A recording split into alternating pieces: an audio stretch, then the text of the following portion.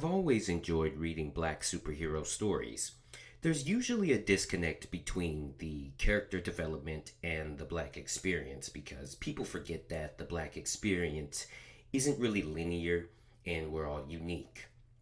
I loved Batman's second son because his internal family issues gave him his own inner conflict, while Bruce Wayne was able to create the family he lost.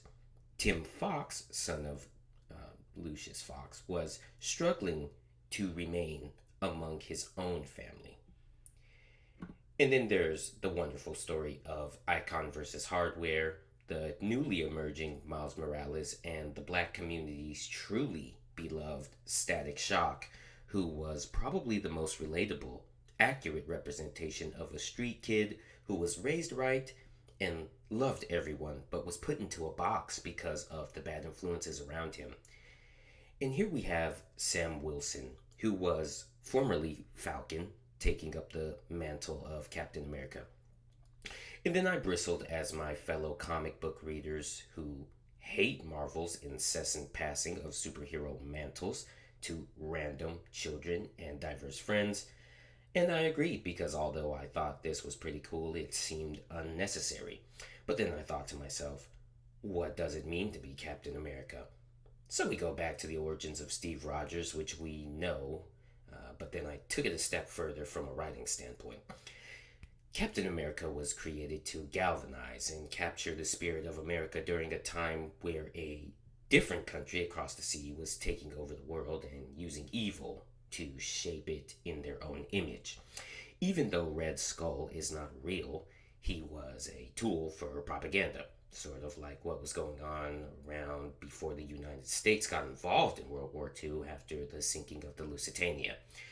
This was an America that widely agreed on its adversary. The war was good for the economy, and communities seemed to be eating their kills, regardless of segregation, but this ain't that type of channel. But that was Steve Rogers' America. He saved the world with the defeat of the Nazis and would continue to do so amongst the Avengers. Fast forward to today.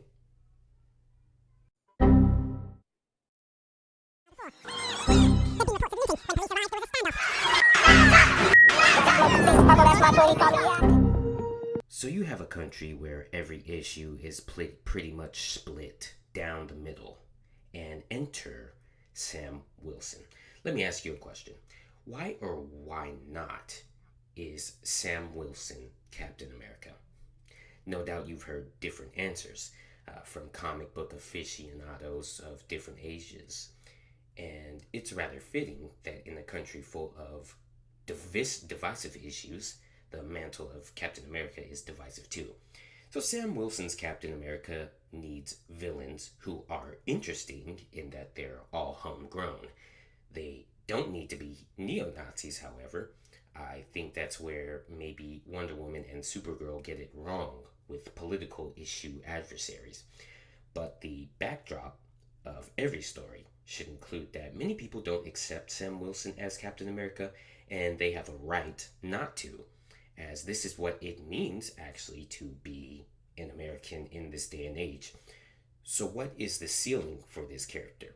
Well, I don't think we've even finished with the floor yet. Bright spot is I think Crossbones should be his arch rival. He was excellent in the comics. Crossbones versus Sam Wilson's Captain America should be a rivalry comparable to Reed versus Victor or Pete versus Otto. His running mate should be Bucky Barnes.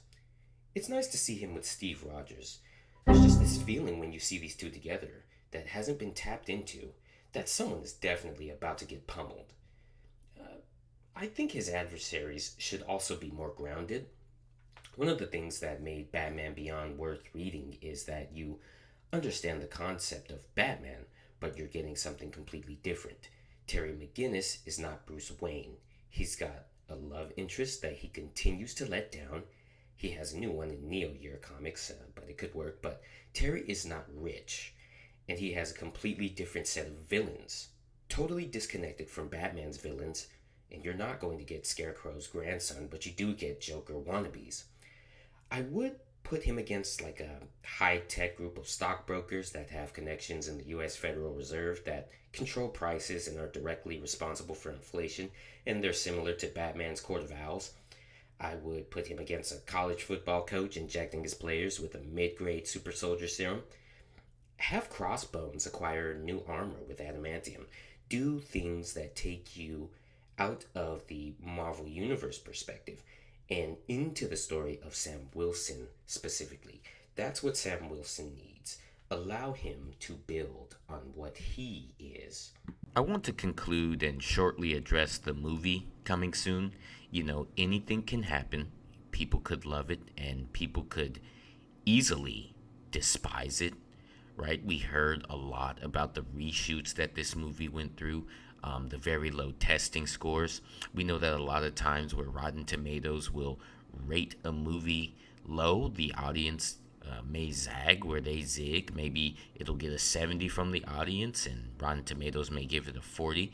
But comic book movies in general, they're taking a turn. And in the next 2 years, I would say in 2026, if we get Secret Wars, right?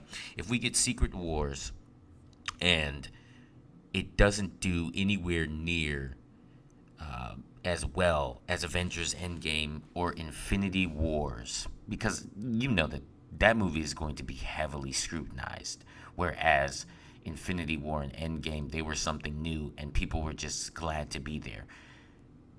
I would say that comic book movies are very much in trouble at that point. Especially Superman is going to be a litmus test as well.